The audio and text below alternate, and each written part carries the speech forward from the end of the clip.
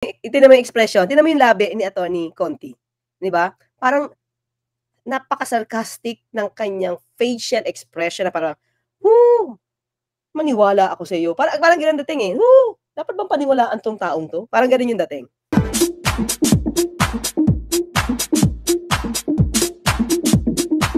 Okay, partner. Yes, We're back partner. sa ating Oo. palatuntunan. So, ang pag-usapan natin ay itong Yung pagtatagpo. Pagtatagpo talaga, no? Nina ano bang Attorney nangyari? Panelo and Attorney Conti. Conti ng ICC, Legal Council. Oo. Actually, ano to eh, isa tong parang,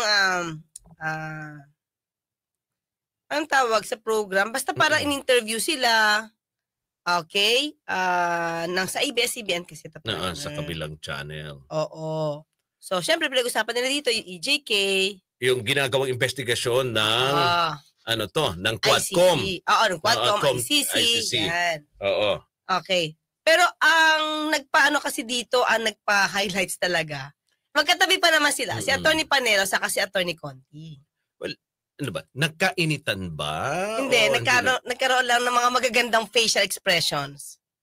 Oo, na parang, ganon. Totoo, parang ganon. Na parang napapangiwi si Attorney Conti sa mga binibitawang salita ni Attorney Panelo. Oo.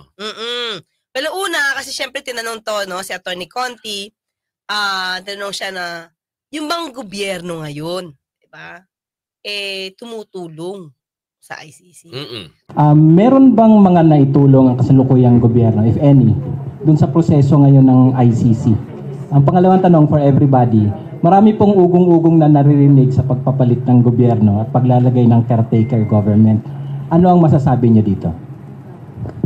Una, doon sa kung tumutulong ba ang gobyerno ni Marcos sa ICC investigation, sabi kasi nila, hindi. At palagay ko walang direktang suporta silang ibinibigay sa ICC sa kasalukuyan dahil sa posisyon nila. Pero napakalaki ng indirect support nila sa pamamagitan na lang ng Quadcom. Nabalik ulit sa forefront at nagkaroon ng kahit paano investigation tungkol dun sa patayan. Na iharap ulit itong mga retired na mga general, yung mga police, na yung iba nakapagpaliwanag and most importantly, nakaharap ang mga biktima sa isang government agency at napaniwala itong Committee on Human Rights, si Kong Abante, na hindi alleged or kwentong kutsero lang yung mga patayan. Totoong nangyari. At mayroong pagkilala na itong mga human rights violations na ito ay merong kasalanan ang gobyerno.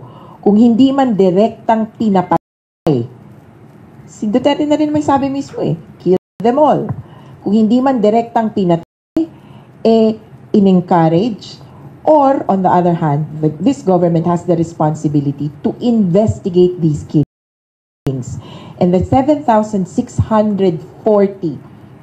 dead in police operations, walang naging maayos na investigasyon. Paano pa yung umaabot ng 30,000 na pinatay ng unknown perpetrators, lalong walang nangyari doon.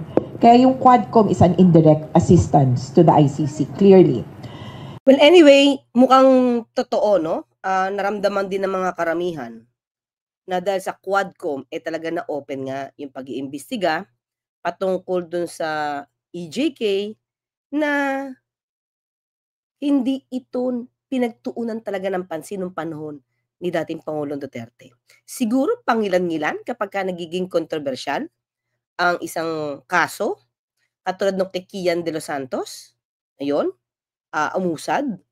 Pero syempre, sino ba ang nakasuhan dito? Yung mga pulis. Samantalang ang laging sinasabi ni dating Pangulong Duterte, he will take full responsibility. At ang turo pa niya sa kanyang mga pulis, encourage them to fight. Diba? Yun daw lagi ang kanyang tinuturo, lalo na kapag magkakaroon ng enkwentro sa mga suspects. Diba?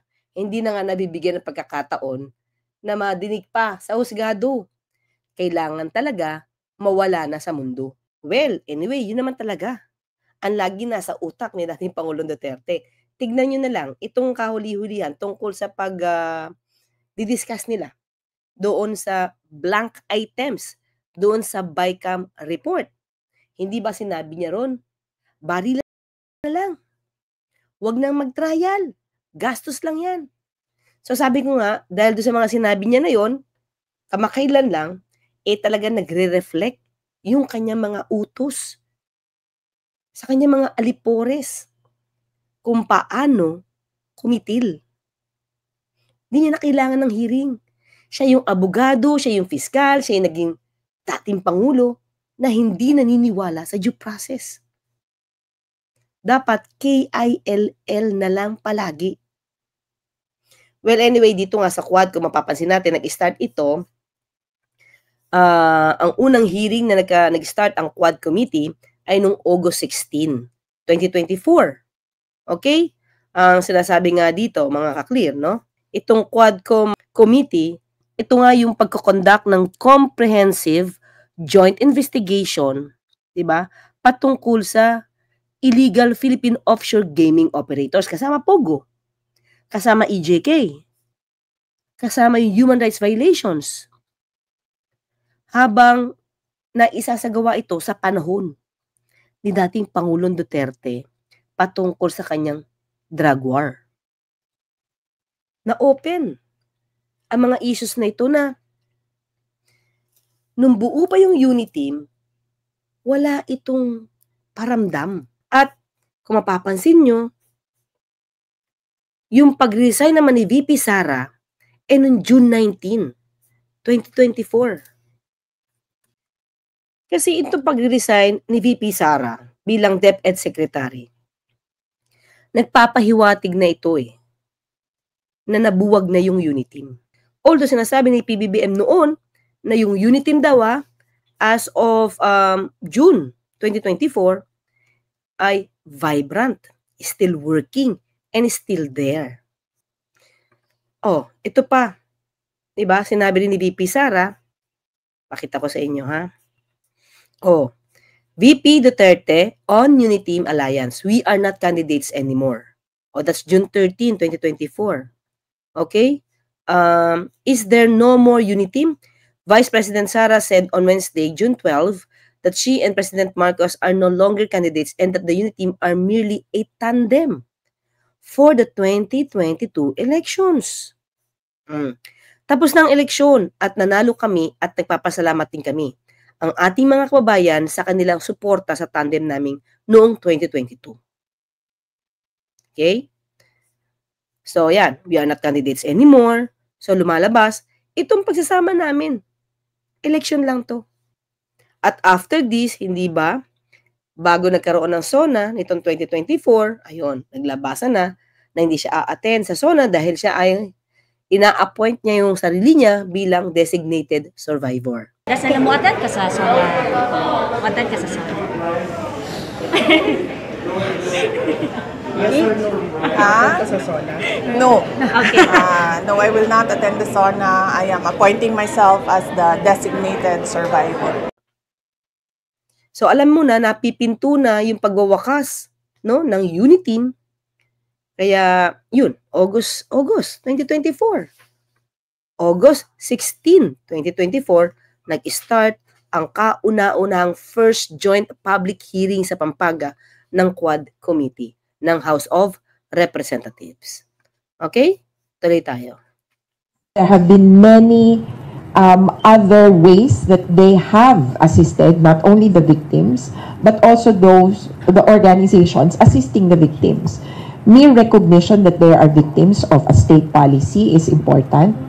Support in terms of yung actually yung mga other support ngayon, yung psychological, yung assistance nila, livelihood, nakakahingi ng tulong kahit paano sa government through other, hindi naman directly, no, pero I mean through other processes. You have to apply for it. And at the same time, mga kli, tandaan natin, nung okay pa yung unit team, binanggitan natin to dati, hindi ba, si SOJ mismo nagsabi na yung ICC ay hindi welcome dito sa Pilipinas. At sinabi pa nga niya na kung mag-investiga daw ang ICC dito, good luck.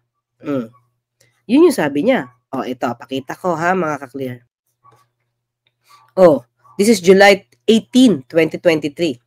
DOJ Chief reiterates, ICC not welcome here.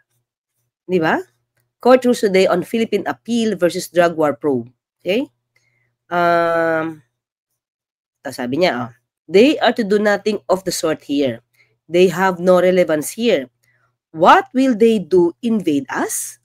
Like we're just some colony again? That's over. Diba? That's over. Enough is enough. We're a free country with its justice system. Oh. Hindi ba? So, habang tumatagal, ayun, ano na nangyari? Iba na ang sinisigaw ngayon ni SOJ Rimulya. Ito ang sabi ni SOJ Rimulya. Kamakailan, ha? Matapos ang ilang taong paninindigan na hindi makikipagtulungan ng gobyerno ng Pilipinas sa investigasyon ng International Criminal Court sa drug war ng Duterte administration, sinabi ni Justice Secretary Jesus Crispin Rimulya na handa na ang gobyerno na makipag-usap. Sa panayam ni Rimulya sa Reuters, inamin niyang may pagkukulang ang naging investigasyon sa drug war. Gusto raw ng gobyerno na makuha ang lahat ng hustisya. Dagdag ni Rimulya, handang makipag-usap ang gobyerno sa isang well-defined manner. Pero kailangan na maging malinaw anya ang hangganan ng magkabilang panig.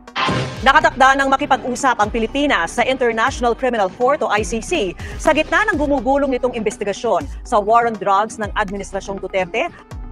Nakatakda ng makipag-usap ang Pilipinas sa International Criminal Court o ICC sa gitna ng gumugulong nitong investigasyon sa war on drugs ng Administrasyong Duterte ayon kay Justice Secretary Crispin Rimulya. Sa panayam ng news agency na Reuters, sinabi ni Rimulya na gagawin ang dialogo sa lalong madaling panahon sa isang maayos na paraan at para sa diwa ng pagkakaisa. Hindi naman daw ipinagbabawal ng batas ang pakikipagtulungan sa isang international tribunal. Pero may mga area anyang maaring pagtulungan ng Pilipinas at ICC. Nang tanungin sa posibilidad na pagsapi muli ng bansa sa ICC, sabi ni Rimulya, ibang issue pa raw ito. Sa ngayon, sinisimula na raw ang pagtukoy sa limitasyon ng pagiging isang non-member ng ICC. Pati na rin ang saklaw sa mga krimen na naganap bago ang pagkalas ng Pilipinas noong Administrasyong Duterte. Maaari rin daw makatulong ang ICC sa pagpapabilis ng sariling investigasyon ng Pilipinas sa drugs. Sinusubukan ng GMA Integrated News na kuna ng pahayag si dating Pangulong Rodrigo Duterte kaugnay rito. Pero nauna niyang sinabi sa pagdinig sa Kamara na dapat bilisan ng ICC ang kanilang investigasyon. Kaya sa ngayon, iba na, no? Ang ihip ng hangin. Pati nga itong si Executive Secretary Lucas Bersamin, inamin niya na hindi nila kayang talikuran ang obligasyon dito sa Interpol. Okay? Pakinggan natin to. If the ICC makes a move and courses the move through the Interpol, and the Interpol makes the request to us for the arrest or delivery of the custody of a person subject to ICC jurisdiction, we will respond favorably or positively to the Interpol request. Kasi nagbe-benefit din tayo sa Interpol in other cases. Yung Interpol ang pinagbibigyan natin. Kung tayo ang magre-request sa Interpol, hindi na rin tayo papansinin yan. Because that is committee, ang tawag doon eh. Committee, pakikipagkaibigan. You know what that means, no? So, sa ngayon, indirectly, yes, dito makikita natin ang tulong, indirectly. Hindi pa naman sila mag-all out. Dahil nga, may unang pronouncement ang Pangulo, no, si PBBM, na walang jurisdiction ng ICC since hindi tayo miyembro na. Okay? So, tuloy natin. Si Atty. Conti. Overall, nagkakaroon ng puwang, pero hindi pa rin buong-buo. Kaya panawagan pa rin namin kay Presidente Marcos na buksan ang kaban ng paperwork, ng mga ebidensya na available patungkol dito sa war on drugs. At tingnan na natin kung una, bakit nga nagpapatuloy pa rin ang patayan, and pangalawa, sinong dapat managot sa mga nangyaring patayan. With due respect, no, alam po ninyo, kasi sinasabi ko na yung posisyon ni Presidente Marcos Jr. na walang jurisdiction ng ICC ay tama. Sapagkat isang insulto at isang pagsalakay sa territorial integrity sa sovereignty ng bansa, kung papapasukin natin ang isang banyagang institusyon na litisin ang mga pipanong tao na nagkamit ng krimen dito sa ating bansa. Hindi yan ang robust system. Sinasabi na nga namin ever since, kung totoo yan, magdemanda kayo, ang dami na natin dinidemanda, nakukulong naman. So bakit kailangan ng ibang bansa ang... Oo, marami na didemanda. Ang nagdidemanda, yung mga pulis na inutusan lang. Yung maliliit na pulis, yung mabababa ang ranggo.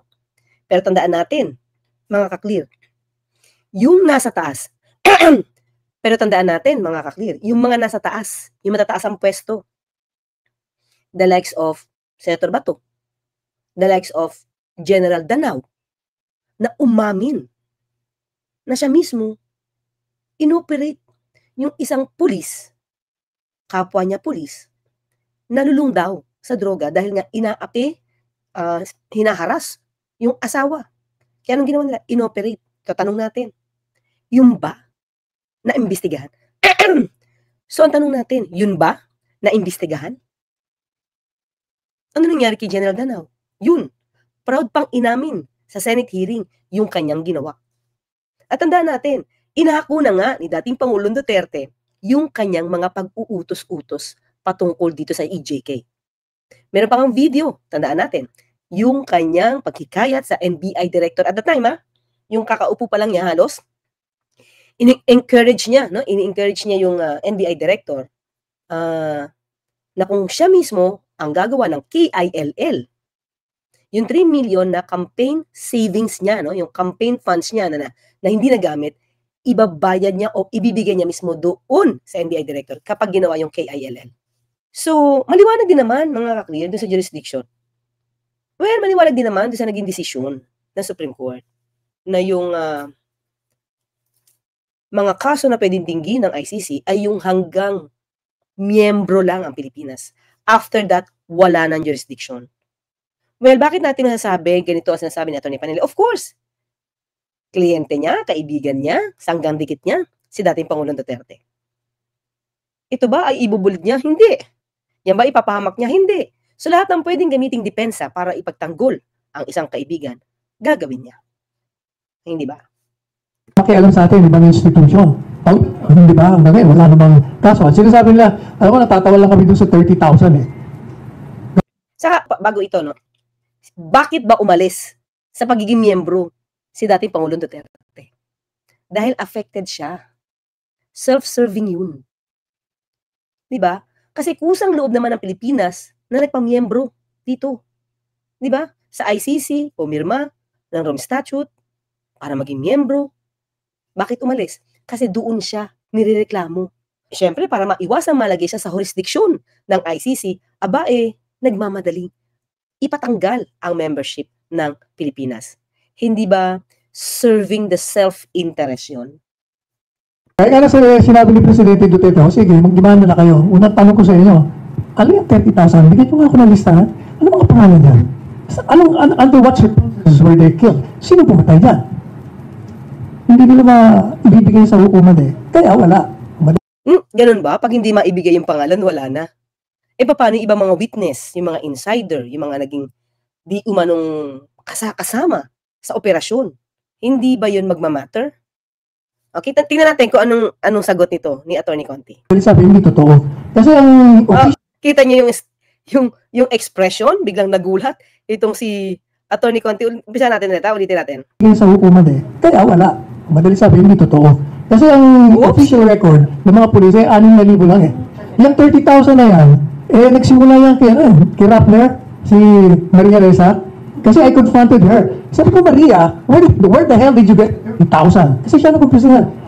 Well, I just copied it from another news source. Ayan, kaya naniwala sa'yo kasi medyo maganda ang credibility mo no.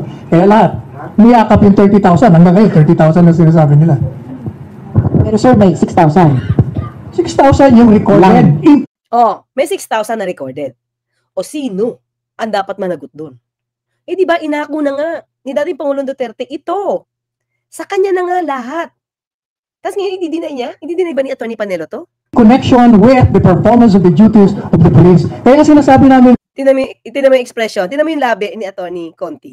Di ba? Parang napaka-sarcastic ng kanyang facial expression na parang, maniwala ako sa iyo. Parang ganun dating eh. Dapat bang paniwalaan tong taong to? Parang ganun yung dating. Tuloy. I-demand ba nyo? Hindi pa pwede yung puro propaganda laban sa mga Duterte. Teka lang. Meron dito sa isang video patungkol sa blank items to doon sa BICAM report. Ano sabi ni dating Pangulong Duterte? Either somebody there is stupid or more stupid than the others. Huwag mong gawain niya because it carries with it a lot of legal consequences. Isa dyan, yung mapriso ka. And you cannot escape the rigors of scrutiny kasi dadaan ng maraming papel. And it goes back to the proponents, kung may kopya sila, kasi sabi niya, hindi ko ito sinabi. This is wrong because I never advocated for this kind of action. Malikot ang papel sa gobyerno. So, do not try to, for those enterprising or whatever you want, huwag mong gawain niya kasi talagang kung sa opisina kita, barilin kita. Totoo, para mga akong pinahiya. At pagtawanan ako ng mga congressman. So, mabuti yung alam ninyo. Barilan ka agad para wala ng istorya. Lukulo ko may trial ba tayo ang gastos niya? Kung sa opisina niya nangyari to, yung di umano mga blanco-blanco na para gawing GAA, kung sa kanya opisina to, di ba? Ano gagawin niya? Babarilin niya, di ba? At sabi pa niya, barilan na lang. Huwag nang mag-trial. Trial. Gastos lang yan. Ba't ngayon ang hamon nyo? Magdemanda na lang. Hindi mo ba susundin yung sinasabi ni dating Pangulong Duterte na huwag na mag-trial? Gastos lang yan. Di ba?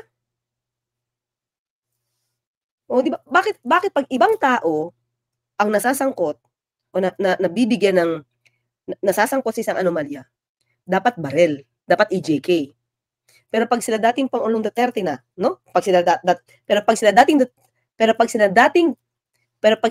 Pangulong Duterte na, mga kaalyado niya, dapat idemanda mo. Akala ko ba si dating Pangulong Duterte hindi naman naniniwala? Hindi siya naniniwala, hindi siya rumirespeto sa due process. Di ba? Tanim ebidensya pa nga yan. Planting of evidence pang alam. Hindi siya naniniwala sa due process. Pero ngayon, pag siya na ang nasusuong, yung mga kaalyado niya, dapat magdemanda kayo. Sa korte ang pag-usapan. Ganun ang dating. Well, wala kayong demanda. Sige sir, see you in the ICC. Di ba? See you in the ICC. Yan yon kanilang pagtatagpo. Di ba? Magandang pakinggan kasi sarcastic lang ba? Syempre matapang din si Atty. Panelo. Matapang din si Atty. Conti, may record siya. Si Atty. Panelo pinaninindigan naman niya, no? Si Atty. Panelo pinaninindigan naman niya. Walang records. Wala kayong mapapala. So kung walang records, hindi yan totoo. Samantalang umamin na si dating Pangulong Duterte Ang dami niya nang inamin. 30. So hanggang Lunes. Pagkita't magkarinigan tayo. Ako pa sa Tony Clecas may papalalang, wag tulugan inyong karapatan. Happy weekend mga kayubi! Samahan natin uli ang ating nag-iisang abogada ng bayan sa pagtalakay. Sa mga usapin, may pakialam ang taong bayan. Dito pa rin sa ating palatuntunan ang Usapang Batas! Abogada ng Bayan.